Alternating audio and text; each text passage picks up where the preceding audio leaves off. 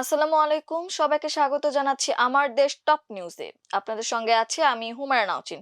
দর্শক, শুরুতেই জানিয়ে দেব সংবাদ শিরোনাম। অস্ট্রেলিয়ার পার্লামেন্টে তারেক রহমানকে অভিনন্দন জানিয়ে প্রস্তাব উত্থাপন। নির্বাচনে অনিয়ম হলেও আমরা মেনে নিয়েছি বললেন জামায়াত আমির। ঈদের ছুটিতে সারা দেশে সহিংসতায় জামায়াতের নিন্দা। তেল ইস্যুতে প্যানিক না হওয়ার আহ্বান জ্বালানি মন্ত্রীর। পেট্রোল পাম্প চালু রাখতে পুলিশ প্রশাসনের সহায়তার আহ্বান মালিক সমিতির। শেখ হাসিনা সহ সব দণ্ডপ্রাপ্তকে দেশে ফিরিয়ে আনতে কাজ করছে সরকার, পররাষ্ট্র প্রতিমন্ত্রী। দর্শক, শুনছিলেন সংবাদ শিরোনাম, এবারে বিস্তারিত। বাংলাদেশের নবনির্বাচিত প্রধানমন্ত্রী তারেক রহমানকে অভিনন্দন জানিয়ে অস্ট্রেলিয়ার নিউ সাউথ ওয়েলস পার্লামেন্টে একটি প্রস্তাব উত্থাপন করা হয়েছে। মূলত বাংলাদেশের সাম্প্রতিক সাধারণ নির্বাচন এবং এর ঐতিহাসিক ফলাফল নিয়ে এই মোশন উত্থাপন করেছেন সংসদ সদস্য অ্যাবিগেইল বয়েড। সোমবার দেশটির সংসদে মোশন উত্থাপন করা হয় বলে বিষয়টি নিশ্চিত করেন বিএনপির আন্তর্জাতিক বিষয়ক সম্পাদক মোহাম্মদ রাশিদুল হক। এর আগে বিএনপির চেয়ারপারসন ও সাবেক প্রধানমন্ত্রী বেগম খালেদা জিয়ার মৃত্যুতে অস্ট্রেলিয়ার সংসদে শোক প্রস্তাব উত্থাপন করেন অ্যাবিগেইল বয়েড।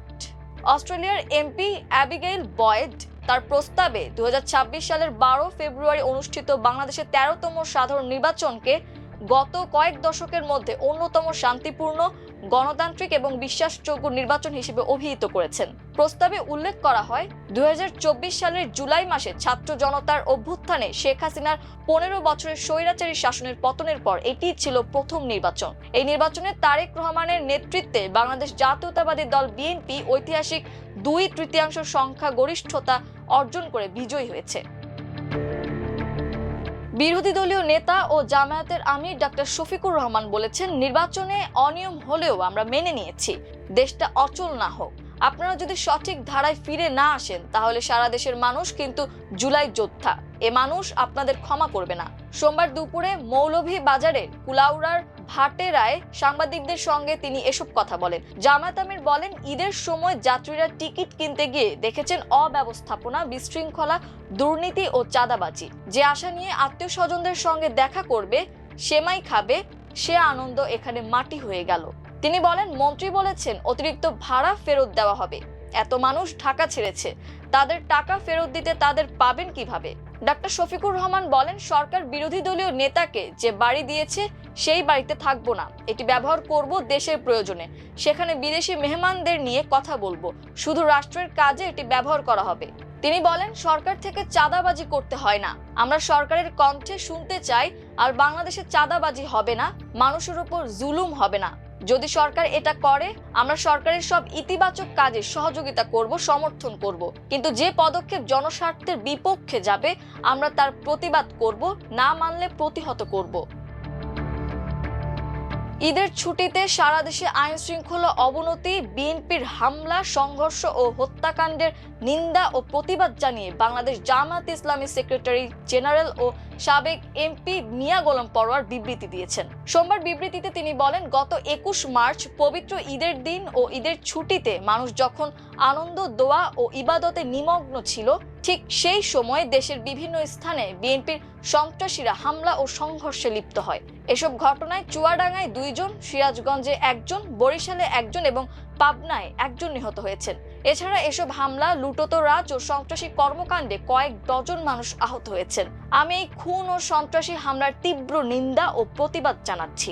সরকারের প্রতি আহ্বান জানিয়ে মিয়া গোলাম পরোয়ার বলেন, অবিলম্বে এসব ঘটনার সঙ্গে জড়িতদের চিহ্নিত করে আইনের আওতায় আনতে হবে এবং দৃষ্টান্তমূলক শাস্তি নিশ্চিত করতে হবে। একই সঙ্গে ভবিষ্যতে এ ধরনের সহিংসতা প্রতিরোধে কার্যকর ব্যবস্থা গ্রহণ করতে হবে। বিএনপি সরকার ক্ষমতায় আসার পর থেকে এ পর্যন্ত 23 জন মানুষকে হত্যা করেছে। এর মধ্যে জামায়াতের 3 জন নেতাকর্মী রয়েছেন।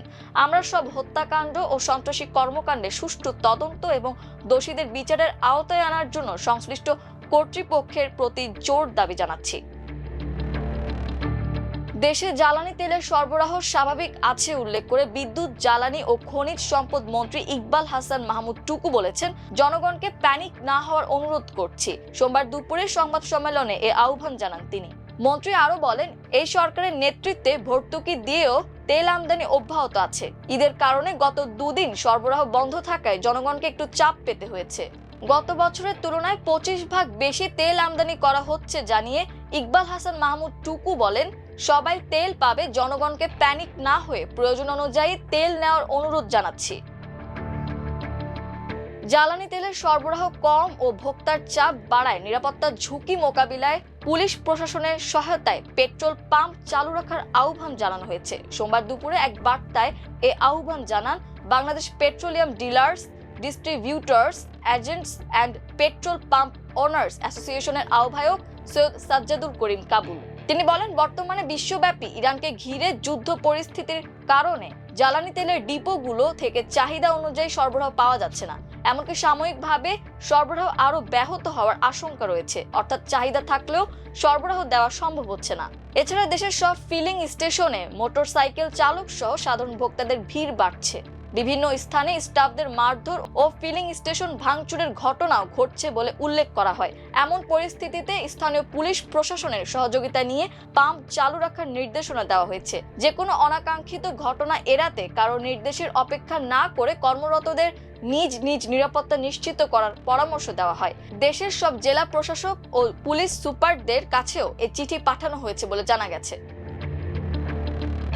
পররাষ্ট্র প্রতিমন্ত্রী শামা ওবায়দ ইসলাম বলেছেন, দীর্ঘ 17 বছর যারা দেশে গুম, খুন, হত্যা, নির্যাতন চালিয়েছেন তাদের বিচার ইতোমধ্যেই সম্পন্ন হয়েছে।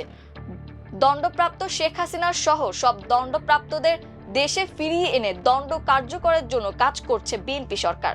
সোমবার বিকেলে ফরিদপুরের নগরকান্দা উপজেলার তালমা নাজিমউদ্দিন স্কুলে মিলন মেলায় একথা জানান পররাষ্ট্র প্রতিমন্ত্রী শামা ওবায়দ ইসলাম।